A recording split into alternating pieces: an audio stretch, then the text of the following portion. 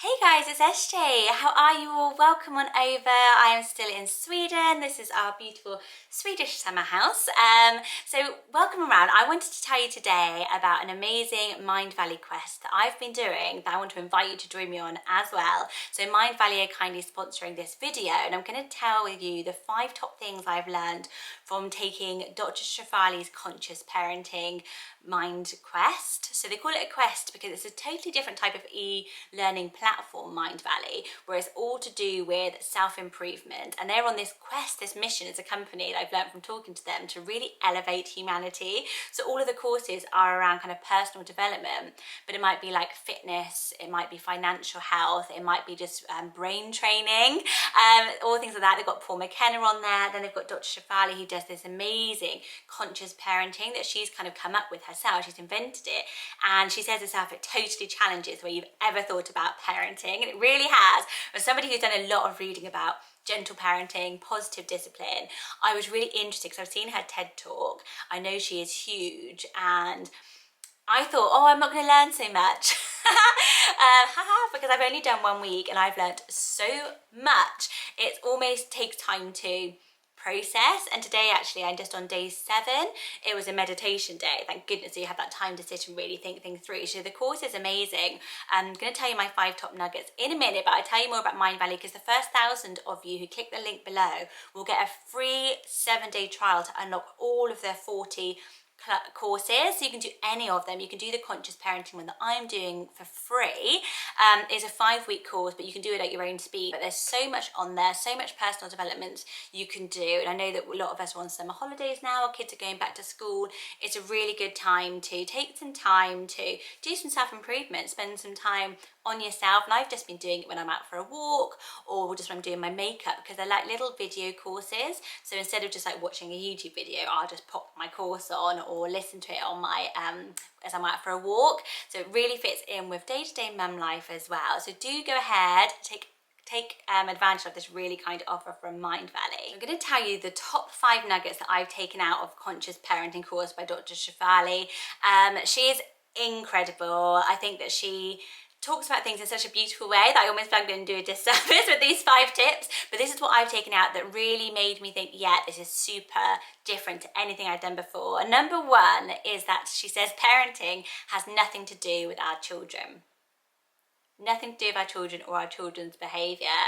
So when I show parents the conscious truth that no, the way they are parenting is not really about the child before them at all, and it is really mired in their own self-centered interests, then a shift starts to take place within the parent. And I was like, huh? Isn't that what I'm going to learn about? Like how to make my children's behavior better? And she's like, nope, that's a total misconception about parenting. And she even talks about the fact that we wag our fingers at our children, and we're often, if we're disciplining, it's you. And we think that is our sort of job as a parent, is to teach, correct, to guide, to to raise them through being in control of them and telling them about themselves. Whereas she says actually with conscious parenting it's a totally different approach, because you're all literally turning that finger back on yourself and you're looking at your own motivations, your own ego. She talks about the ego a lot, which is quite a thing in spiritualism, but in like yoga and things like that, looking at your own ego and how much of your parenting is coming from your feelings and what makes you feel good, rather than actually what your children need.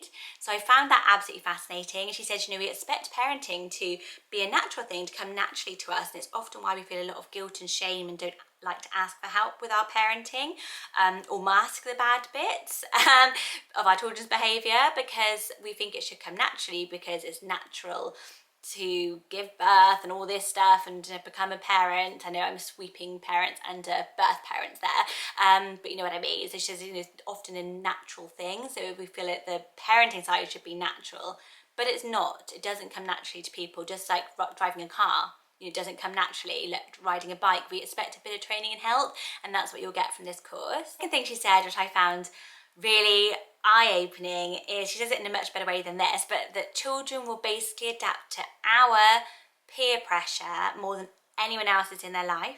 They kind of like fuse with our emotional energy, and this fusion, if we're not careful or conscious, it can result in a loss of their own true sense of self. And that really spoke to me because I was thinking, oh my goodness, like I know that parents have a huge influence on their children, but is that the best influence? Am I influencing too much? So she says a lot of it is, at the beginning of the course, is about unpicking how we were parented, what beliefs we were given that we are passing on to our children. And I just think that this whole thing about the pressure, like I'm worried about my children going to school and how they change with the sort of influences of those people around them. But is that actually going to be my son going to secondary, him being more true to himself than he is when I'm influencing him, unconsciously pressurizing him to behave in the way that I deem he should behave at home, if you see what I mean? So actually he's going to be on this journey now to becoming his true self. And often that age, I don't know if you had that, sort of from your tween age to when you're 20, it's often a time when you feel like your parents really don't understand you and really don't get you. And I feel like I might experience that as them changing or going away from who I raised, whereas actually I need to sit back and go, no, it's not because he's got other bad influences on him, it's because my influence isn't wholly impactful, and actually he's becoming a bit more true and authentic to himself, and I just need to see this as a great relationship and a brilliant thing for him. So I really found that so valuable, that who said children will do anything to bow and change to make their parents happy, and that's what we need to be careful of and not get into that controlling of them. The third thing she said is that this narrative around parenting's so hard, parenting's such a sacrifice, I do so much, I give and I give and I give, and I was like, who, me? Like she said at the beginning, it's why did you become a parent? And I was like, well, I don't need to worry about why I became a parent, because I've always wanted to be a mum, always wanted to work with kids. I love motherhood.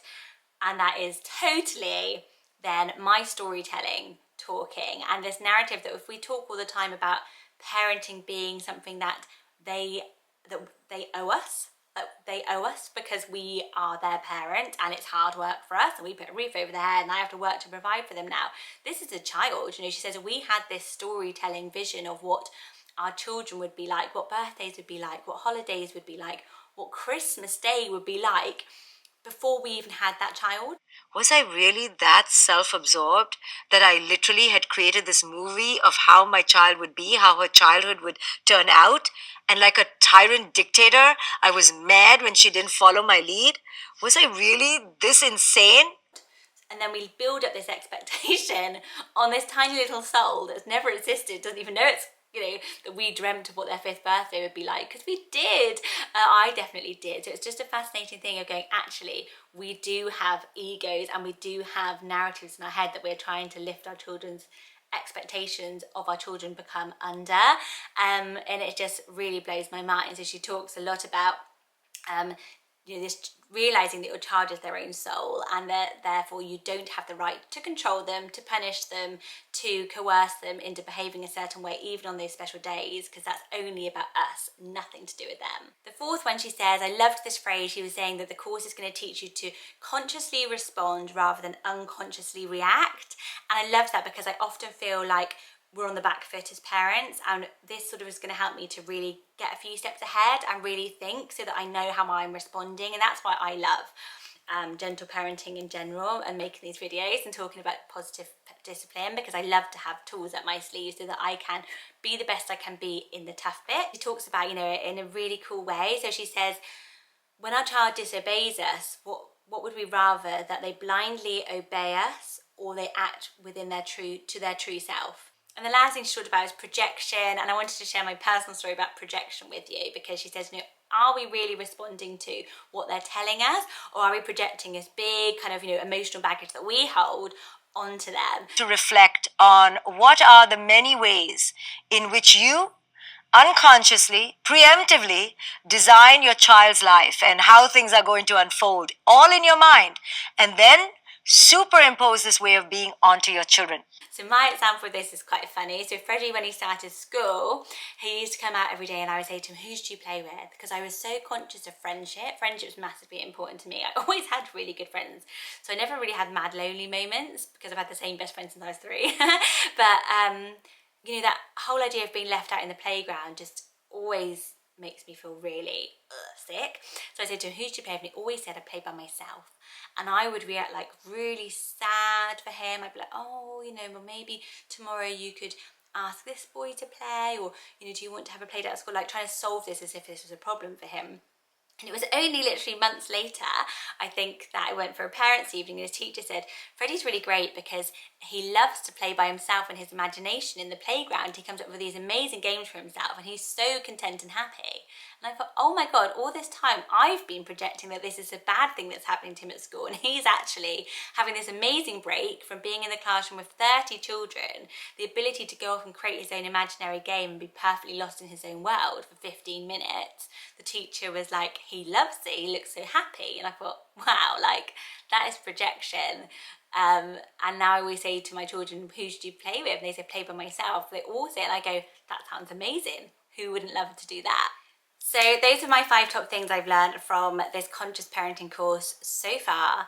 Please do join me on the course. I think you'll absolutely love it. The link is below, but you don't have to do this course. There are 40 other Mind Valley quests that you can join for free for 7 days. First thousands of you can do that. Ask me anything more about the course. I'd be happy to help and give you any more ideas. And thank you very much, Mind Valley, for sponsoring today's video. And I'll see you guys on the next one. Might be a little cheeky house tour of this place. Bye guys.